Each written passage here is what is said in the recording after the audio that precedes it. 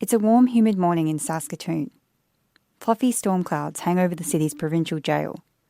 2 guards in navy uniforms are outside, and they hold the door for us as we walk in. I'm with Victoria Din. We've been working on this story together. We're at the Saskatoon Provincial Correctional Centre. A woman at the front desk tells us to lock up our valuables. They scan our bags of recording equipment, and some workers give us suspicious looks. It's not common here for reporters to step inside a jail. But somehow, that's what we're doing. The series of events that led to us being here feels pretty surreal. But it is real. We're going to interview Greg Fertuck. I'm Alicia Bridges, and this is episode 5 of The Pit.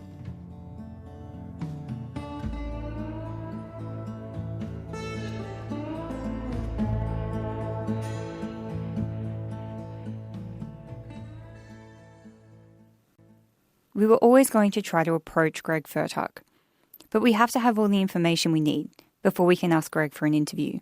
But when the time comes, it's too late to just go and knock on his door, because Greg is in jail. He's been in custody since he was arrested on June 24th, 2019. Arrested over the death of his estranged wife, Sheree, and charged with first-degree murder and causing indignity to a body. So we write him a letter. Honestly, it's a long shot. It's pretty rare for someone accused of such a serious offence to sit down and talk to reporters when they're in jail, especially when their case is in process. But something tells us it's worth trying with Greg. Almost a week later, we still haven't heard back. I've almost given up on the idea. And then he calls.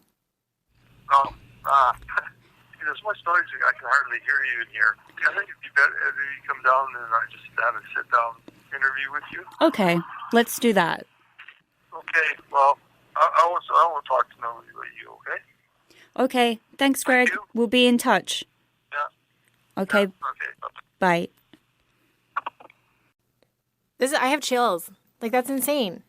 How did it start? Did it say, do you want to receive a collect call from? Yeah, it's definitely him. Yeah. Because he wouldn't have my cell number, and it did say it was a collect call from Saskatoon Correctional.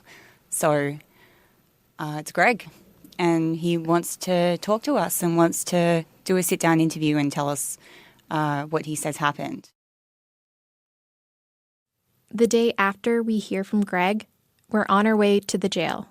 Alicia and I have been working hard on a list of questions for Greg. We've been waiting to talk to him. There's a lot riding on this interview. To be clear, we're not looking for a gotcha moment. We just want to know the truth. Greg hasn't gone to trial, and in the eyes of the law, he is presumed innocent. Over the months we've worked on this story, people have told us many different things about him. We want to give him a chance to respond. We decide that only one of us will be asking the questions. It's me.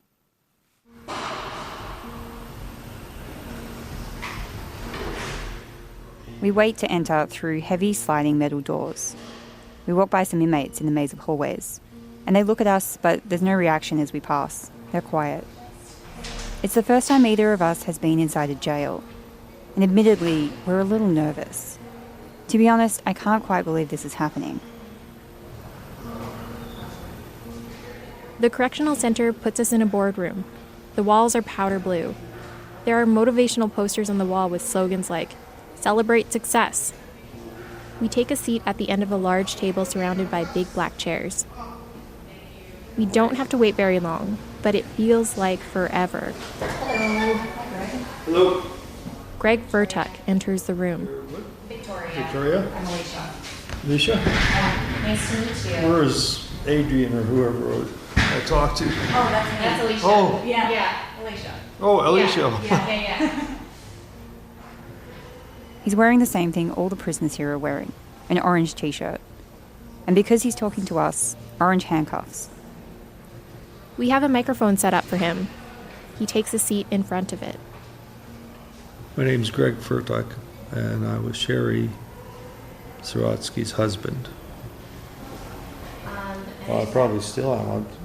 They haven't found the body, so she might be out there somewhere, Greg looks tired. He still has that scruffy grey hair and goatee from when we saw him in court a couple of weeks ago. The guards leave the door slightly open for the duration of the interview, and half the blinds are shut. Greg's piercing brown eyes lock onto mine when he talks. It's a little unnerving. We start off light. We ask Greg to tell us a little bit about himself. He says he grew up in Biggar and worked for the railways for 37 years. And then we get straight to the point. Sheree. So do you remember the day you met Sheree? Well, not really. Because see, back in December, I had a little accident. I banged the back of my head when we were going out for supper. It was icy. Fell back and hit the back of my head, and I was in the hospital for over 2 months. So I lost quite a bit of my memory. Greg says he ruptured a blood vessel when he fell, and then he has a kind of amnesia. He says he doesn't remember much from before the fall, but we persevere. Is there anything at all from that time, like any sort of earlier memories of Sheree from when you were together initially? Well, Sherry's my wife, and I loved her, and I wouldn't hurt her. And in terms of, like, do you remember what it was about her that you liked? That it was, what was it about her that you loved? She was sort of outgoing and friendly. She was a hard worker. Do you remember, I guess, the moment you found out that Sheree had gone missing? Could you tell me about that? Well, I remember a little bit about that. They said Sheree didn't show up at the farm. And they went out there, looked at the gravel pit, and she wasn't there. So they called the police. Okay. And who called you? Was it the police or was it... I think it was her mom, Julianne. Okay. And at that time, what did she think had happened to Sheree? Was she just thinking there'd been an accident, or what did she say to you? Wow. She said she was just missing, She thought maybe she fell, hit her head or something, and wandered off, Well, sort of like me, when I fell and hit my head, I didn't know where it was or anything. And what did you think at the time? Did you think that she, what were your first thoughts, I guess, when you heard from Julia? Well, when she first told me, I thought maybe she had bumped her head and just wandered off, maybe to the neighbors or something like that. Mm. And do you remember where you were that day?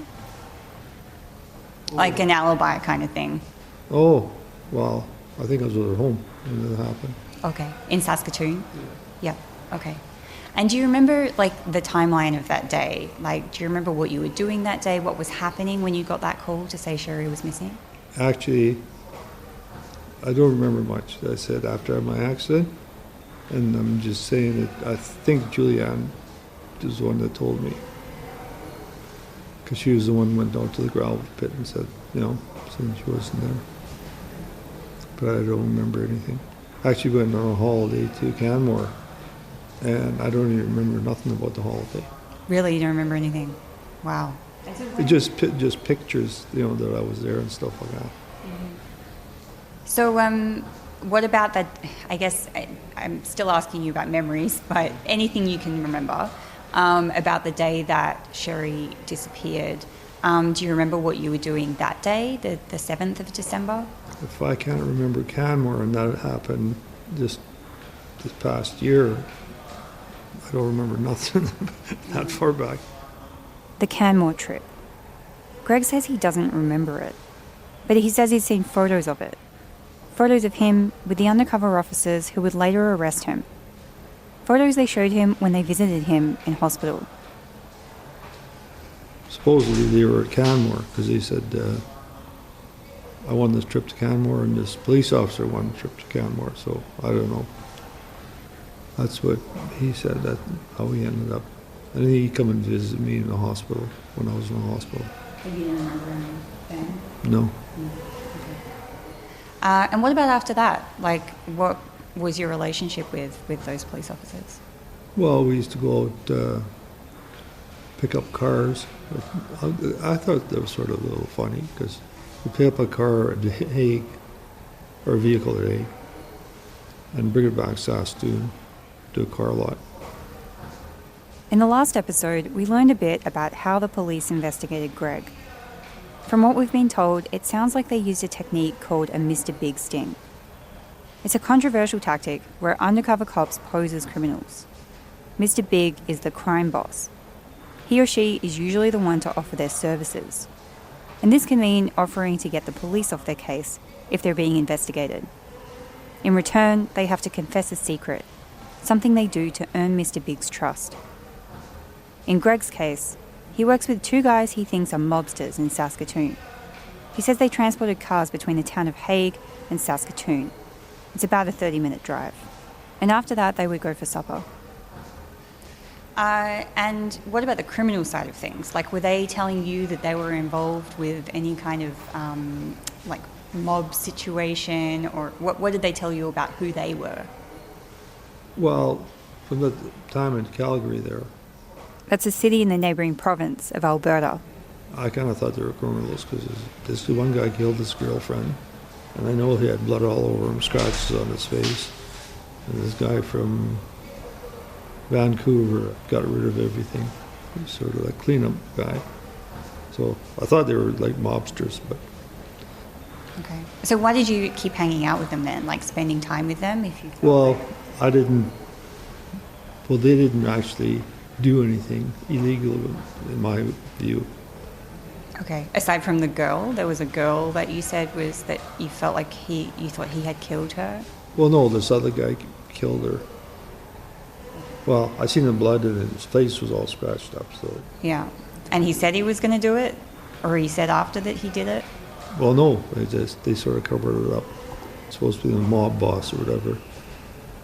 Covered it all up and stuff like that. Mr. Big.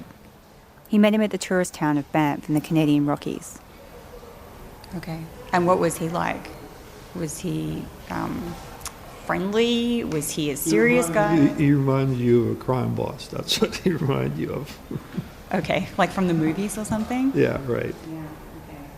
And so what were you thinking this whole time? Like, were you worried about getting involved with these people? At that time, I wasn't worried. But when I got called into the hotel room, and he said I cost him a bunch of money because the cops were looking into me.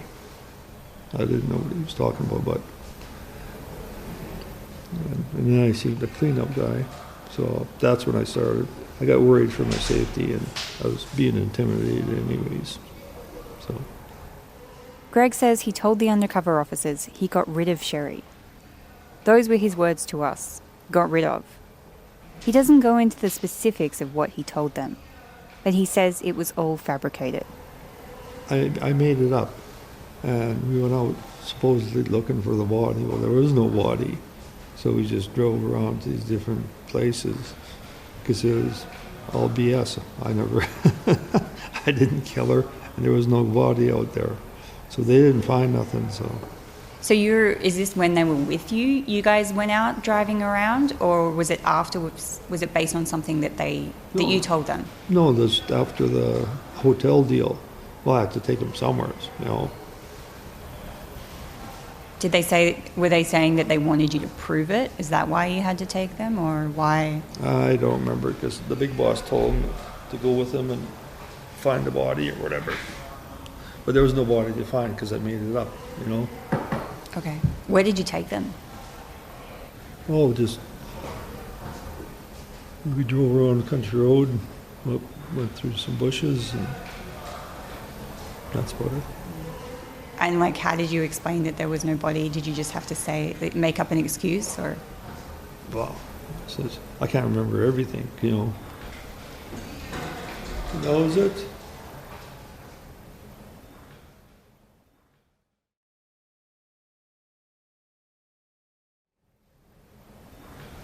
We're trying to find out why police are charging Greg with causing indignity to a body. What did he tell them he did to her? We ask again later in the interview. Oh, what I told Mr. Big? I just told him I threw her in the bush. Well, you might say I was sort of worried about my health. He had no business being there because he's from Vancouver, so I was wondering why he's there. But he's sort of like the cleanup guy. I thought, this doesn't look good for me. Yeah, okay. Greg says this was all taped at the James Hotel in Saskatoon. He says the RCMP later arrest him near a place called Greg's Grocery, and that happened on June 24th, 2019. I mean, how are you feeling at that point? You know, I was sort of shocked. you felt like these guys were friends? What's that? That you felt like these guys were friends of yours? Like, Well, I didn't really trust them? think of them as friends, but like, I guess I trusted them a little bit, you know, because I worked for them and stuff like that. Greg says all of this happened after he hit his head and lost his memory at the end of 2018. He's already told us he doesn't remember meeting Sheree, and that was before 1991. But maybe he'll remember what happens a little later on. If it seems like we're moving through our questions quickly, you're right.